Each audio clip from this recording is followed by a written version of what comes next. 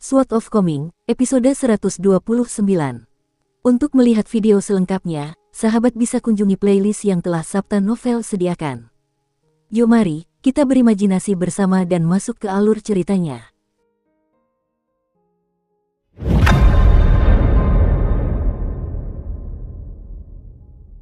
Pendekar pedang muda dari Sekte Mohis itu biasa menyandarkan sikunya di gagang pedang dan ujung sarung pedangnya sambil berdiri di bawah plakat di depan kediaman hantu perempuan itu. Meski begitu, ia tidak menunjukkan rasa lelah. Nyonya Chu, panggilnya lembut. Namun, dia tidak mengatakan apapun lagi setelah ini. Menteri istana dengan lentera besar dan Dewa Sungai Agung dari Sungai Bunga Bordir memperlambat napas mereka bersamaan, seolah-olah mereka saling memahami. Ekspresi mereka serius. Apa? Kau mau memberikan hukuman sekarang? Cibir hantu perempuan itu. Pendekar pedang muda itu mendongak ke tempat pedang terbang Wei Jin menembus penghalang. Nona Chu, tak perlu mengucapkan kata-kata seperti itu karena marah. Aku tak berniat melakukan hal semacam itu. Namun, kuharap kau tak mengganggu anak-anak yang meninggalkan tempat ini atau perjalanan pendeta Tao Tua Buta dan kedua muridnya ke utara. Terlepas dari apakah tindakanmu disengaja atau tidak saat itu, klan Song Kekaisaran Li Agung selalu merasa berterima kasih kepada Nona Chu. Lagi pula, tindakanmu telah membantu klan Song memperpanjang umur kekaisaran. Setelah itu, klan Song Kekaisaran Li Agung juga melakukan perbuatan yang membuat mereka merasa bersalah kepada Nona Chu. Meskipun aku tidak merasakan amarah dan kemarahan yang membara setelah mengetahui peristiwa tragis itu, sebagai orang luar, aku tetap merasa iba. Kesunyian. Hantu perempuan itu mengangkat tangan dan memilin rambutnya, memperlihatkan sifatnya yang lembut dan halus sebagai seorang perempuan.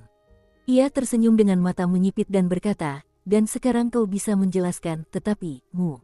Benar saja, pendekar pedang muda itu mengangguk dan melanjutkan, tapi tindakan Lady Chu yang membunuh para cendekiawan dengan sembrono semakin sulit disembunyikan. Kebenaran pada akhirnya akan terungkap, dan sesuatu pada akhirnya harus dilakukan. Misalnya, hari ini, aku tak berani berspekulasi apa yang akan dipikirkan Kaisar, tapi jika aku mendengar kabar seorang cendekiawan menghilang dari sini lagi, aku pasti akan mengunjungi Nyonya Chu dan membawamu langsung ke ruang bawah tanah air. Tenang saja, Kaisar menghargai hubungan, tapi beliau pasti lebih menghargai aturan. Lagi pula, seberapapun besarnya hubungan baik antar manusia, hal ini pada akhirnya bisa habis.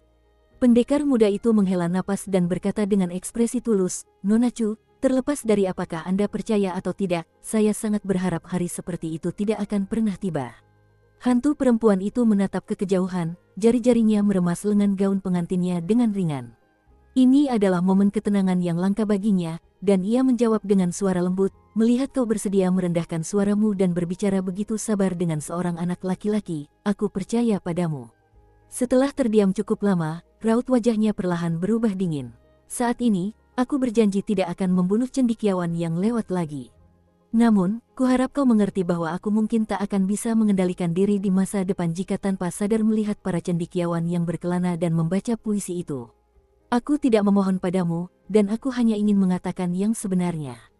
Kau boleh menghukumku sesuka hatimu saat itu.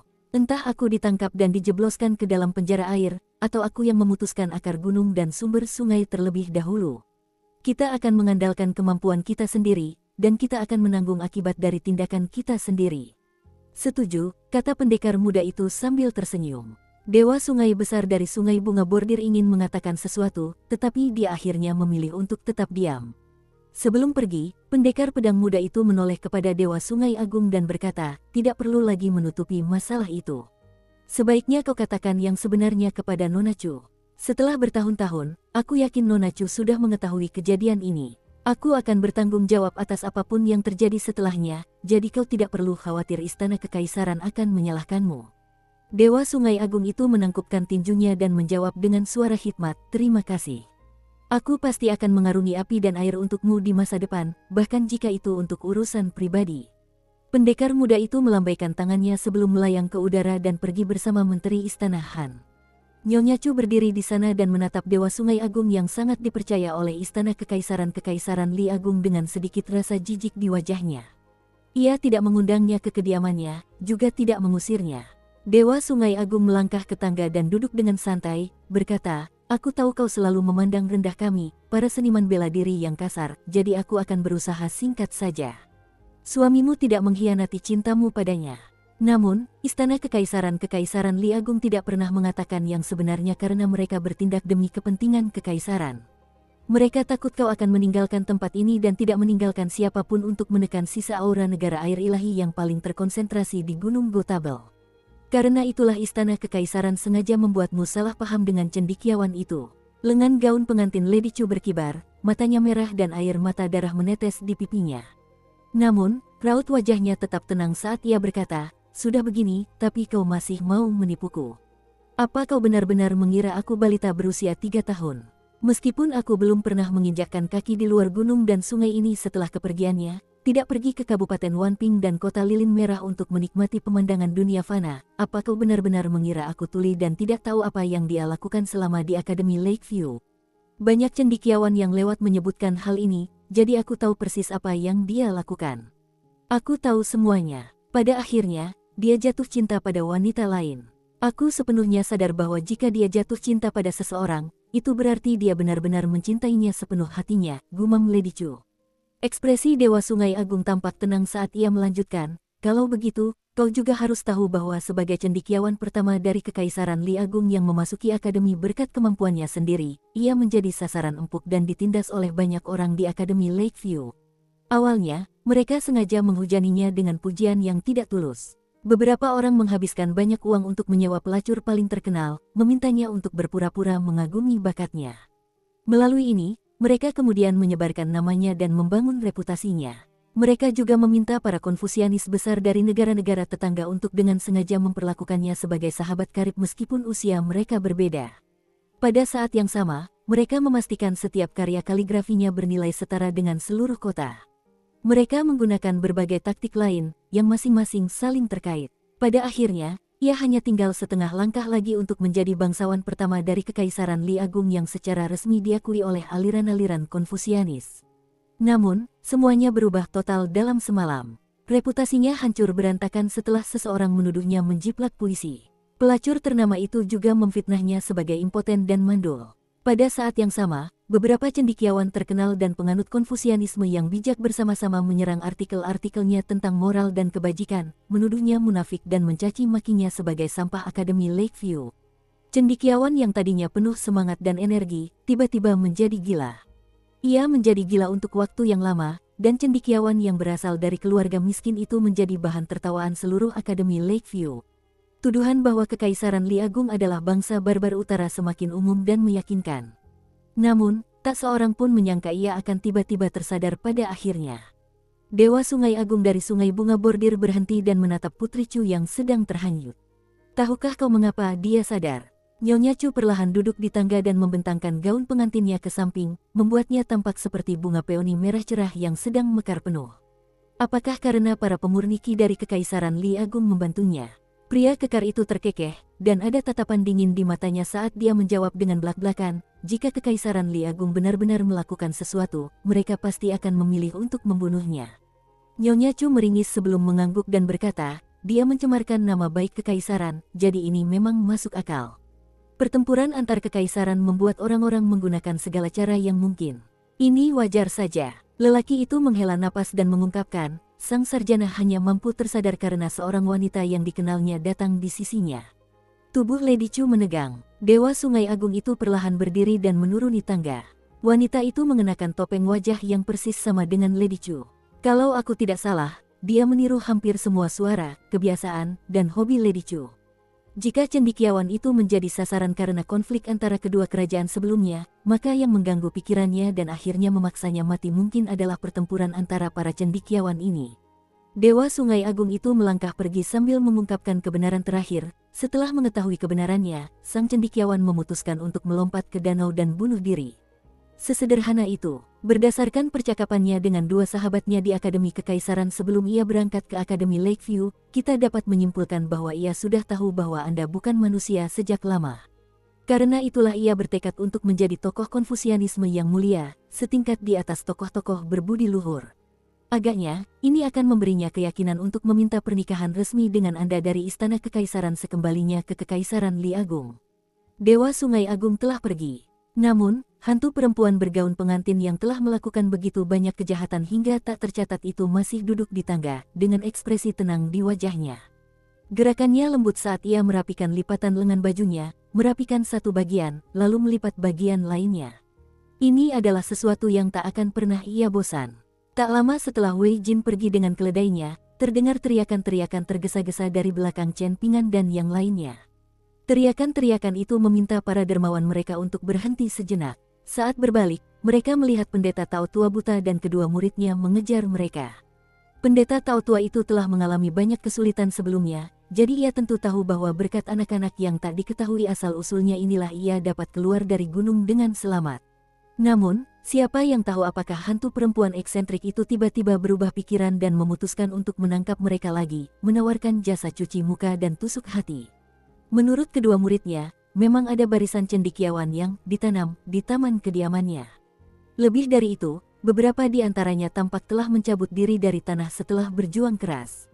Namun, melihat kerangka mereka memang orang-orang menyedihkan yang telah terbelah dua di pinggang. Pendeta Tao Tua itu bergegas menghampiri dengan dibantu gadis kecil berwajah bulat itu, dan ia tak menyadari jubah Tao Tuanya telah dipenuhi duri dari kedua sisi jalan. Ia tampak sangat berantakan. Sejujurnya, meskipun teknik petir sesat pendeta Tao Tua itu memang tak mampu meredam hantu perempuan itu, ia pasti tetap dianggap sebagai seorang abadi tua jika ia menunjukkan kekuatannya di dunia fana. Bahkan, ia memang sering dihormati sebagai makhluk abadi yang perkasa selama perjalanan mereka ke utara. Meskipun ia dianggap sebagai penipu ulung di Gunung Tiga Ranting, pertemuan menyedihkan semacam ini pada akhirnya sangat jarang terjadi. Pendeta Tao Tua itu tidak lagi berusaha tampil misterius seperti sebelumnya. Ia tersenyum tipis dan bertanya, "Bolehkah aku bertanya, di mana pedang agung abadi Wei dari kuil angin salju?" Nama fana pendeta Tao ini adalah Su Yingzhen, dan gelar daoku adalah Suan Guzi. Aku sudah lama mengagumi pedang agung abadi Wei, dan sungguh merupakan hikmah tersendiri bahwa aku bisa bertemu denganmu di sini. Bisa menyaksikan secara langsung 3 serangan pedang yang luar biasa dan transenden itu sungguh merupakan keberuntungan yang luar biasa. Pedang abadi terestrial sudah pergi ke utara sendirian, kata Lin Souyi sambil tersenyum dingin. Kalau kau ingin menjilatnya, sebaiknya kau cepat melewati kami dan terus ke utara. Mungkin kau masih bisa menyusulnya. Pendeta Tao Tua itu tersenyum paksa dan terkekeh, kalau kita sudah melewatkan kesempatan, ya sudahlah. Takdir belum mempertemukan kita, jadi kita tidak bisa mencoba mempercepat segalanya dengan paksa. Wei Jin adalah seorang abadi di 5 tingkat atas, termasuk dalam kelompok orang-orang kuat yang sulit dipahami seperti naga. Pendeta Tao Tua itu juga sepenuhnya menyadari kemampuannya sendiri. Jadi, bahkan jika dia benar-benar berhasil mengejar pendekar pedang dari kuil angin salju, kemungkinan besar dia hanya akan mengganggu Wei Jin dan tidak mendapatkan keuntungan apapun. Bagi manusia fana, kultivator dari sekte abadi secara alami sangat langka. Namun, pertemuan antar kultivator dapat dianggap sebagai peristiwa takdir. Hal ini memang benar. Namun, takdir juga dapat dibagi menjadi takdir baik dan takdir buruk, seperti halnya takdir karma dapat dibagi menjadi takdir positif dan takdir buruk. Pendeta Tao Tua itu telah menangkap iblis dan menaklukkan iblis sepanjang perjalanannya, dan ini dilakukannya demi mengumpulkan kebajikan tersembunyi untuk dirinya sendiri. Ia telah terlibat dalam sekitar 50 pertempuran, dan ia jelas mengandalkan lebih dari sekadar basis kultivasi penyuling ki tingkat 5 dan teknik petir sesat untuk tetap hidup dan melompat. Menyadari keheningan yang canggung, pendeta Tao Tua itu buru-buru menoleh ke kiri dan ke kanan dan berkata sambil tersenyum, "Jiwer kecil, bocah lumpuh kecil, cepatlah bersujud untuk berterima kasih kepada para dermawanmu." Gadis kecil berwajah bulat itu hendak berlutut setelah mendengar perintah gurunya. Sementara itu, raut wajah anak laki-laki lumpuh yang memegang panji berlumpur itu muram. Chen Pingan buru-buru melangkah maju dan dengan lembut meraih lengan gadis kecil kurus itu, sambil berkata sambil tersenyum, "Tidak perlu." Ia lalu menoleh ke arah anak laki-laki muda yang lumpuh itu dan berkata, "Terima kasih telah memperingatkan kami di gunung tadi." Anak laki-laki lumpuh itu tertegun, dan wajahnya tiba-tiba memerah karena malu. Ia bergumam dan tidak tahu harus menjawab apa. Akhirnya, ia memutuskan untuk langsung memalingkan wajahnya ke arah lain. Saat itu, anak laki-laki lumpuh itu telah berhadapan langsung dengan hantu perempuan itu dan bahkan terlibat dalam pertarungan jarak dekat. Meskipun perbedaan kekuatan mereka sangat besar, auranya tidak memudar. Namun, siapa sangka ia ternyata anak laki-laki yang pemalu dan mudah malu. Pendeta Tao Tua itu senang sekali. Setelah menendang anak laki-laki lumpuh itu, ia sengaja memasang ekspresi marah dan memarahi anak kecil yang menyedihkan. Setelah itu, suaranya menjadi serius saat ia berkata, "Para dermawan, jika kalian menuju ke selatan setelah meninggalkan gunung ini, kalian akan mencapai Gunung Tiga Ranting setelah menempuh perjalanan sekitar 1,5 hari. Namun, ingatlah untuk tidak melewatinya pada malam hari. Ada hantu kuat yang tinggal di sebuah makam di sana, dan ia secara tidak adil menempati tanah yang diberkati dan menyerap berkah leluhur serta energi spiritual sebuah keluarga. Jika bukan karena itu, hasil ramalan menunjukkan bahwa seorang anggota generasi sebelumnya dari keluarga tersebut seharusnya menjadi pejabat tinggi. Hantu itu memiliki basis kultivasi yang relatif kuat, dan kekuatannya mungkin bisa menyaingi pemurni Ki tingkat 4. Yang terpenting, ia datang dan pergi seperti bayangan dan sangat sulit ditangkap. Menggunakan semacam teknik jahat yang tidak diketahui, ia juga menciptakan sekitar selusin boneka mayat Yin. Aku pernah melawannya sebelumnya, dan aku beberapa kali gagal di rintangan terakhir. Aku tidak hanya menyia-nyiakan beberapa jimat petir yang berharga, tetapi aku bahkan disalahpahami sebagai penipu oleh penduduk setempat. Sungguh menyebalkan. Pikiran Lin Souyi sedikit berfluktuasi saat ia mendengar peringatan rahasia dari Dewa Yin. Kau ahli dalam teknik 5 petir kebenaran. Pendeta Tao, kau dari sekte mana? Tanyanya. Pendeta Tao tua itu merasa agak canggung. Ia merasa pemuda yang acuh tak acuh itu benar-benar seorang amatir yang baru saja memasuki dunia kultivasi sehingga tidak memahami aturannya. Lagi pula, bagaimana mungkin seseorang menanyakan latar belakang orang lain secara langsung? Ini adalah tabu besar, terlepas dari apakah seorang kultivator Tao atau seniman bela diri.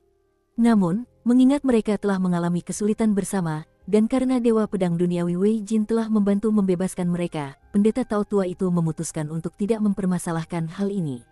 Setelah berpikir sejenak, ia menjawab perlahan, penjelasan ini panjang, jadi mohon bersabar dengan ocehan saya, para dermawan. Negara asal saya adalah negara aliran selatan yang terkenal yang mengutamakan Taoisme. Ada sebuah sekte Tao yang besar di dekat perbatasan, dan ini adalah sekte Tao terkemuka di benua Vial Berharga Timur. Dukung terus channel YouTube Sabta Novel. Sekte ini memiliki tanah suci kolam limpit, salah satu dari 72 tanah suci. Pemimpin sekte ini bukan hanya guru kekaisaran negara aliran selatan, tetapi para penguasa dari beberapa negara di sekitarnya juga secara pribadi mengunjungi sekte tersebut untuk menganugerahkan gelar penguasa sejati kepadanya karena kekuatan dan kemampuan dao mistisnya. Bahkan, ia dihormati sebagai penguasa sejati dengan peringkat tertinggi di 4 negara berbeda. Oleh karena itu, Dewa Tao yang terhormat ini dikenal luas sebagai salah satu dari 10 dewa terhebat di benua Vial Harta Karun Timur.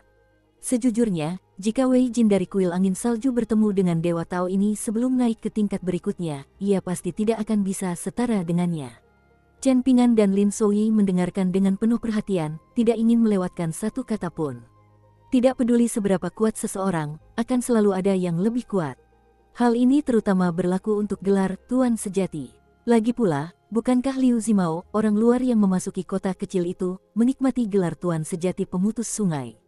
Namun, Li Baoping dan Li Huai jauh lebih teralihkan perhatiannya daripada dua lainnya. Sesekali, Li Baoping melirik gadis kecil berwajah bulat yang dengan malu-malu bersembunyi di samping pendeta Tao tua yang buta itu. Ia tampak terlalu malu untuk menghadapi orang lain. Pendeta Tao tua yang buta itu sedang ingin berbicara, dan dengan bantuan jiwer kecil, ia tanpa sadar berjalan di antara Chen Pingan dan Lin Souyi. Air liurnya berhamburan saat ia melanjutkan, kekuatan yang bisa disebut sekte umumnya dibagi menjadi 3 tingkatan, sekte leluhur, sekte formal, dan sekte bawahan. Di antara mereka, sekte leluhur sering disebut sebagai kuil leluhur. Sedangkan untuk sekte bawahan, sekte-sekte ini seringkali memiliki banyak kekuatan bawahan. Namun, konvensi penamaan mereka untuk kekuatan-kekuatan ini jauh lebih longgar selama mereka tidak menggunakan kata sekte tanpa izin atau menggunakan gelar ajaran lain. Misalnya, kuil Tao, kuil Buddha, dan sebagainya. Kekuatan-kekuatan ini hanya perlu memberikan upeti kepada sekte-sekte yang lebih rendah dan menjaga hubungan baik dengan kerajaan-kerajaan fana. Dengan melakukan ini, mereka dapat menemukan sebidang tanah yang baik untuk digarap dengan damai. Mereka juga dapat merekrut murid-murid berbakat untuk mewariskan ajaran mereka. Saya berasal dari kuil pencari kebenaran, yang dulunya merupakan salah satu kekuatan terkemuka di Southern Stream Nation. Namun, kekuatan itu mulai menurun sekitar 100 tahun yang lalu, dan ketika sampai pada generasi saya, hampir semua senior saya menunggangi bangau mereka ke barat. Hanya beberapa dari kami yang tersisa. Lagi pula, tidak ada dari kami yang mencapai kesuksesan besar. Saya tidak takut ditertawakan, dan saya akui bahwa teknik 5 petir keadilan dari kuil pencarian kebenaran memang bukan teknik petir formal. Kami berfokus pada pengembangan titik akupuntur di hati dan kantong empedu, dan pengetahuan kami sepenuhnya terfokus pada karakter, napas dan senyum. Ini terinspirasi dari frasa, napas membentuk awan dan hujan, senyum memanggil guntur dan kilat. Setelah berhasil mempelajari teknik ini, seseorang akan dapat menyaksikan awan naik dan hujan serta gemuruh guntur dan kilat saat menggunakan mata batinnya untuk mengamati titik akupunturnya. Setelah mengalami fenomena ajaib ini, seseorang akan dapat mencapai resonansi dengan langit dan bumi. Dengan mengangkat tangan dan kaki, seseorang akan memiliki kemampuan untuk memanggil petir ilahi untuk menghukum kejahatan dan dosa. Tentu saja, teknik-teknik sesat dari kuil pencari kebenaran ini hanyalah lelucon konyol jika dibandingkan dengan serangan pedang dahsyat milik Dewa Pedang Agung Wei yang mampu menghancurkan semua teknik. Lin Soyi mengerutkan kening dan bertanya, 5 organ tersebut terdiri dari jantung, hati, limpa, paru-paru, dan ginjal. Hanya dengan mengumpulkan aura kelima organ ini seolah-olah mengumpulkan 5 sambaran petir, seseorang dapat melepaskan teknik formal Dao Agung. Jadi mengapa kuil Anda berfokus pada pengembangan kantong empedu, yang berada di luar kelima organ, sebagai metode pemanggilan petir? Ekspresi canggung di wajah pendeta Tao tua yang buta itu benar-benar tulus kali ini. Ia menghela napas berat, dan kelelahan terpancar di wajahnya saat ia menjawab dengan putus asa, kami terpaksa melakukan ini. Teknik 5 petir kebenaran adalah teknik rahasia sekte formal yang tidak diajarkan kepada kekuatan eksternal manapun. Terus terang, bahkan jika orang luar berhasil mendapatkan teknik ini, siapa yang berani mempraktikkannya tanpa izin? Kuil pencari kebenaran berfokus pada pengembangan titik akupuntur di hati dan kantong empedu. Namun, bahkan teknik pengembangan yang berkaitan dengan hati pun tak lebih dari metode dangkal yang kebetulan dipelajari oleh salah satu guru kuil sebelumnya. Metode-metode ini hampir tidak mirip dengan metode asli secara fisik, dan sama sekali tidak memiliki kesamaan dalam hal aura. Inilah sebabnya mengapa hanya ada sedikit sekte dan cabang resmi di dunia, namun begitu banyak kekuatan dan teknik sesat yang menyimpang. Jadi begitulah adanya, seru Lin Soyi saat menyadarinya. Dao Agung sulit untuk dinavigasi, dan kesulitan ini lahir dari kenyataan bahwa ada lebih dari sekadar beberapa ribu jalan yang berlumpur dan berliku, desah pendeta Tao tua itu dengan emosi yang tulus. Justru karena teknik petir kuil itu sesat, mengembangkannya justru mendatangkan manfaat sekaligus bahaya. Hal ini serupa dengan bagaimana para naturalis akan menerima hukuman tak berwujud dari surga jika mereka membocorkan rahasia ilahi. Karena itu, kami seringkali memilih untuk merekrut murid-murid dengan cacat bawaan ke kuil. Surga mengasihani orang-orang ini, jadi tidak terlalu merugikan bagi mereka untuk sering menggunakan teknik petir dari kuil pencari kebenaran, yang merusak inti hati dan kantong empedu. Kami tidak memiliki keinginan berlebihan untuk mencapai keabadian, tetapi jika keberuntungan mereka cukup baik, setidaknya mereka dapat menikmati hidup yang damai dan kematian yang nyaman karena usia tua. Menurut rumor, begitu seorang pemurni ki dari benua besar itu melepaskan teknik petir resmi mereka, para penjaga guntur dan dewi petir, dewa hujan dan dewa angin, penegak Tao dan pejabat angin. Segala macam makhluk ilahi akan muncul dan mendengarkan perintah mereka, membantu mereka mengumpulkan lebih banyak kekuatan dan momentum. Bisakah kau bayangkan ini? Setelah melepaskan teknik yang begitu luar biasa, bagaimana mungkin gunung dan sungai tidak berubah warna? Pendeta Tao tua yang buta itu dipenuhi semangat saat menceritakan hal-hal yang sama sekali tidak ada hubungannya dengan dirinya. Ia sama sekali tidak tampak sedih atau putus asa. Meskipun kultivasi sama sulitnya dengan naik ke surga, ini mungkin menjadi salah satu alasan utama mengapa orang-orang masih berbondong-bondong datang dan berteriak-teriak untuk berkultivasi.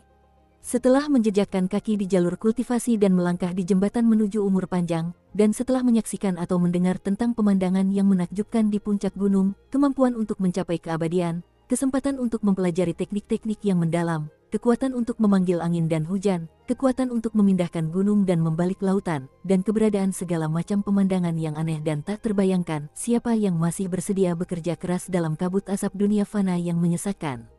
Pendeta Tao tua itu mendesah dan menjelaskan, saya telah berkelana kemana-mana bersama kedua murid saya selama beberapa tahun terakhir, dan kami telah menaklukkan iblis, menangkap hantu, dan mengusir kejahatan berkali-kali. Selain itu, kami menerima bayaran dalam bentuk perak. Tidak ada yang bisa kami lakukan, karena berkultivasi mengharuskan kami mencari kekayaan. Lagi pula, membangun jembatan menuju keabadian adalah pemborosan uang terbesar di dunia. Bahkan jika klan yang kuat dan berpengaruh sedang mengalami masalah dari roh jahat, saya tidak memiliki latar belakang yang memadai, dan saya juga tidak memiliki siapapun yang dapat membantu saya. Oleh karena itu, wajar saja jika saya tidak dapat memasuki kediaman mereka untuk membantu mereka. Ketika keluarga-keluarga kaya setempat melakukan ritus pembebasan air dan tanah, mereka hanya akan mengundang biksu dan Taois yang ternama di daerah mereka. Catatan, ritual Buddha untuk mengundang makhluk dari alam yang lebih tinggi untuk membantu makhluk dari alam yang lebih rendah terbebas dari penderitaan mereka. Kita lanjut ke alur ceritanya. Mereka tidak mempercayai orang luar. Namun, aku tidak bisa melepaskan teknik petirku untuk menakut-nakuti manusia dan membuktikan bahwa aku bukan penipu, kan? Jadi, aku tidak punya pilihan selain melakukan apa yang kulakukan. Jika kita berhasil mengalahkan iblis, kita belum tentu akan mendapatkan banyak perak. Namun, jika kita gagal, kita pasti akan kehilangan lebih banyak daripada yang kita dapatkan. Berkultivasi sungguh sulit. Mereka mengobrol sambil berjalan, dan ketika akhirnya tersadar, mereka menyadari bahwa mereka telah meninggalkan jurang yang seperti sangkar itu. Mungkin ini hanya ilusi, tetapi mereka merasa seolah-olah lingkungan sekitar tiba-tiba menjadi cerah dan indah kembali. Mereka tidak lagi merasakan aura dingin dan gelap yang pekat sejak saat itu. Setelah beberapa saat, Chen Pingan menyadari bahwa pendeta Tao tua yang buta itu tidak menunjukkan tanda-tanda akan pergi meskipun ia sudah berhenti berbicara. Ia melanjutkan perjalanan ke selatan bersama mereka. Akhirnya, Chen Pingan tak kuasa menahan diri untuk bertanya, "Pendeta Tao, bukankah tujuanmu ke utara?" Pendeta Tao tua itu tertawa terbahak-bahak dan menjawab, "Tidak masalah, ini hanya penundaan kecil. Kami tidak mampu membalas budi Anda karena telah menyelamatkan nyawa kami, jadi anggap saja ini sebagai perpisahan antara aku dan kedua muridku dengan para dermawan kami. Ini hanya masalah berjalan beberapa langkah lagi." Setelah itu, kedua rombongan pengembara itu melanjutkan perjalanan ke selatan begitu saja. Semuanya berjalan lancar, dan mereka tidak menemui masalah lagi. Ketika mereka akhirnya meninggalkan pegunungan, pendeta Tao tua yang buta itu akhirnya menghela napas lega. Ia dengan santai menemukan tempat duduk di pinggir jalan. Gadis kecil berwajah bulat dengan nama panggilan Jiwer buru-buru memberinya air. Sementara itu, anak laki-laki yang lumpuh itu berdiri di belakang pendeta Tao tua itu dan menoleh untuk menatap pegunungan. Tidak ada yang tahu apa yang sedang dipikirkannya. Sebelum berpisah, pendeta Tao tua itu mengambil gulungan sutra yang terawat baik dari kopernya dan menyerahkannya secara pribadi kepada Chen Pingan. Gulungan ini adalah album penggosok gunung yang diwariskan di kuil. Hampir 100 jenis hantu dan roh gunung yang berbeda tercatat di dalamnya, dan Anda dapat menggunakan album ini sebagai referensi dalam perjalanan Anda selanjutnya.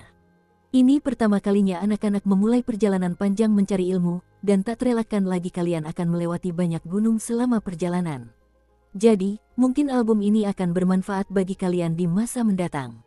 Aku sudah hafal semua isinya, jadi satu-satunya nilai yang kumiliki hanyalah nilai sentimental.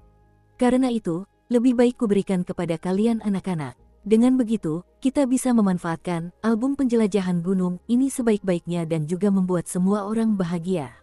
Lin Soyi menarik lengan baju Chen Pingan. Chen Pingan mengerti maksudnya, dan ia mengulurkan tangan untuk menerima album penggosok gunung. Namun, ia juga mengambil satu-satunya kerikil empedu ular yang tersisa di tubuhnya dan memberikannya kepada anak laki-laki lumpuh itu. Ia hanya berkata bahwa itu adalah makanan khas daerahnya yang tidak berharga. Itu hanyalah sesuatu yang langka. Anak laki-laki lumpuh itu awalnya ingin menolak hadiah ini, tetapi pendeta Tao tua yang buta itu buru-buru memintanya untuk menerimanya. Ia berkata bahwa ini adalah niat baik dari dermawan mereka. Anak laki-laki yang sangat tertutup itu tidak punya pilihan selain menerimanya dengan tenang. Ia ingin berbicara, tetapi ia tidak sanggup melakukannya. Pada akhirnya, ia masih terlalu malu untuk mengucapkan kata terima kasih. Chen Pingan tersenyum dan berkata, "Setelah melewati kota lilin merah dan gunung Gotabel, kalian akan tiba di suatu tempat bernama Kabupaten Mata Air Naga. Sesampainya di sana, kalian bisa pergi ke toko Burklover atau toko kue dan mencari seorang gadis bernama Ruan Xiu. Jika kalian menunjukkan kerikil empedu ular ini padanya, dia akan mengerti bahwa kalian adalah teman-temanku. Mungkin dia bahkan akan membantu kalian menetap di kota kecil ini. Ketika aku tiba di stasiun pemancar berikutnya, aku akan memastikan untuk menulis surat kepadanya untuk menjelaskan situasinya." Mereka berpisah setelah itu, dan pendeta Tao tua yang buta itu memilih untuk mengambil jalan memutar daripada memasuki pegunungan itu lagi. Ia menolak untuk menginjakkan kaki di tempat itu lagi. Mereka terus menuju ke selatan, dan Chen Pingan menoleh ke belakang. Lalu perlahan-lahan ia menarik kembali pandangannya. Chen Pingan tiba-tiba ingin berlatih ilmu pedang.